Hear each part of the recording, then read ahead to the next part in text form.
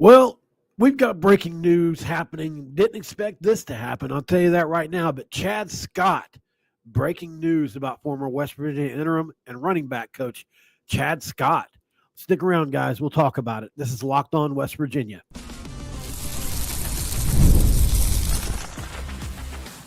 You are Locked On West Virginia, your daily podcast on the West Virginia Mountaineers, part of the Locked On Podcast Network, your team every day.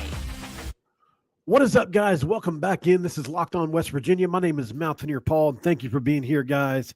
This episode is going to be brought to you by Game Time, guys. Make sure you download the app and save $20 off when you do so. Make sure you go to Game Time and download the app. Okay, so I wasn't expecting this at all, but per Mike Casazza, 247 Sports, posted a link not even 10 minutes ago. Chad Scott, the former interim coach and now running backs coach, I don't know what he's going to be going forward, is going to be retained by Rich Rodriguez. Didn't see this one coming, guys. I got to be honest with you. I'm glad it happened, but I didn't see it coming. This is huge news, obviously, for West Virginia. I have some questions with it, but we'll get to those next. So, first of all, whoever's left, right, like the players that are left, I would say the vast majority of those are going to feel comfortable with Chad Scott. And then you have to think, well, maybe that gives you a shot to get a Huddy-Tuddy back out of the portal. Maybe that gives you a shot to keep Traylon Ray. Like, there are positives to this as well, and there are updates on those players. I'll be honest, I haven't looked since yesterday. But there is no doubt about it. Like, if there was one person on that entire staff that I felt like was worth keeping, it was Chad Scott. Not only is he an amazing human being that breathes a smile every single day, that works out 2-3 times a day from what I hear, he's a guy that has all these motivational quotes that just motivate people. He's well-loved, and he's an excellent coach. Name a time at West Virginia since he's been here that we've been poor in the running backs room. Just haven't been. Now, I don't know what brought this on, but I'm going to assume, obviously, his running backs coach from Jack State goes to Marshall. Certain things have happened with that. Tony Dews is with the New York Jets. That's a pretty cushy job. So I think people he's familiar with stayed where they were or moved on to another place. And Rich Rod thought, you know what? Chad Scott does a couple things for me here. Not only does he help me retain the roster I have, he helps me get back the roster I've lost, which I think is important when you talk about especially Traylon and Huddy. If you can get those guys back, you feel like you've won. Because I feel like those are two important pieces to next year's team. I don't know what's going to happen. Obviously, Jaheim White being on the roster and so close to Chad Scott is huge. This is huge for that.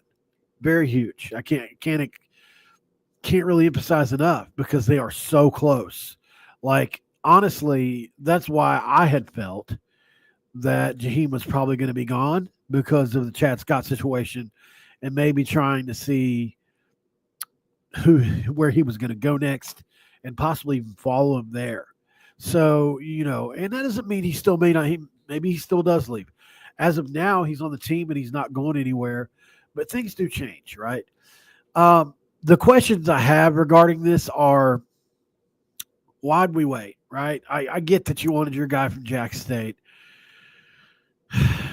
but this is just, I'm being honest, guys. Rich Rod kind of messed this up, and I don't like to.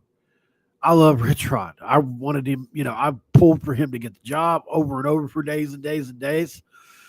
Things haven't gone as smoothly as I thought they were going to go, and I guess that's just life, right? But when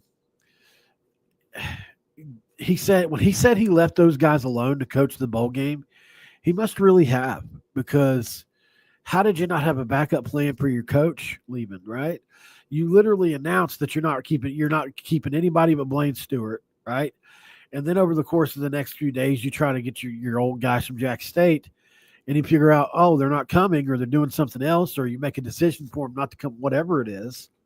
When you kind of kept Chad Scott in place in the first place, and you probably wouldn't have lost some of the guys you did, like a C.J. Donaldson. I mean, look, I don't know what would have happened.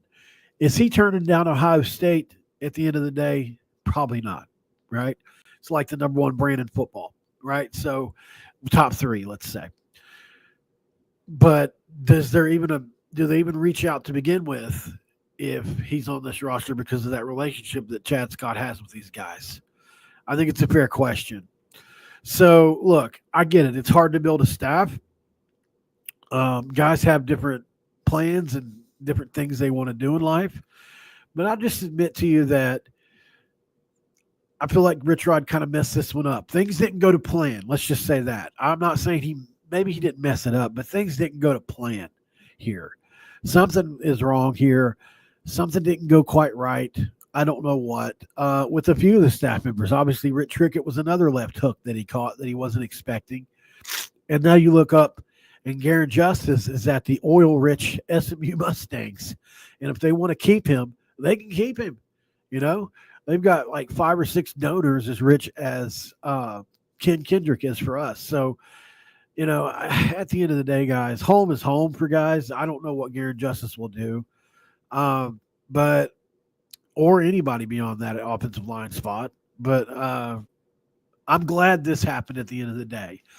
If there was anything else bad that was going to happen to us as far as players leaving or players maybe not coming back, that kind of thing, I think this is going to help staunch some of that bleeding, obviously. And that's a good thing. But, yeah, it feels a little mishandled, and I wish it could have been a little smoother, obviously. Would have loved to have known or had some plus. I guess you just assume, like, hey, I'm moving up a level, and these guys are going to come with me. But it didn't happen this time. So it sucks, guys. But I do have faith in – I think the combination of Chad Scott and Rich Rodriguez working together could be magical. I really do. I think these two are going to work well together. I think Chad Scott, if you watch him as a player, he had a hard edge, and I think he's a hard edge guy. I don't get any soft edge from him at all. He is a nice guy, but Chad Scott is a workhorse, and I think he will be great in this role. And our running backs have been the least of our concerns while he's been here. So I don't think that's going to change. He's still going to get to see these guys' careers to fruition, hopefully, as long as it's not just a stopgap.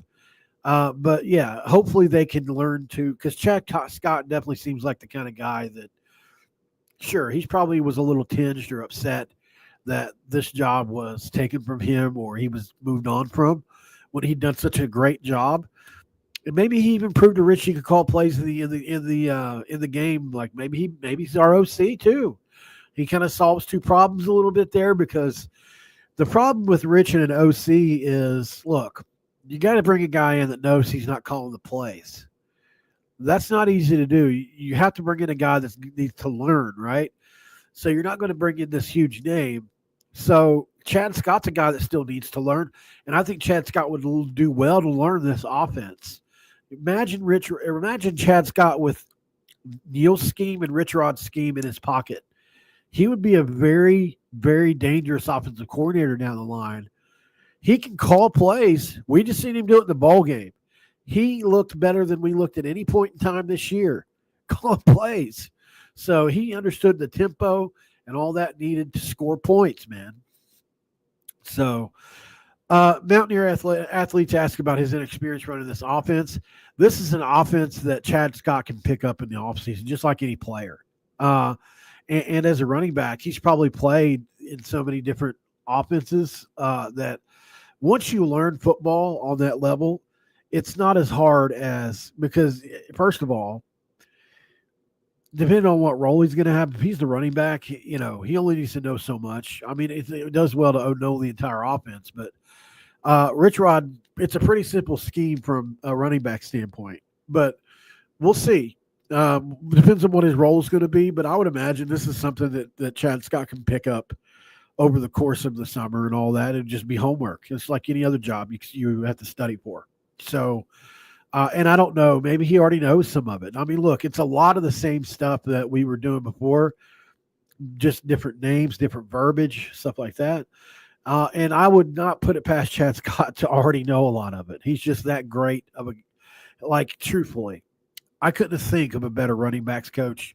I couldn't think of a better possible OC. Honestly, I'm a huge Chad Scott guy. I know not everybody is, but I am, and I think this was a great move. I'm glad it happened, and I hope that we get the guys back out of the portal that we lost, because Chad Scott should be integral for that.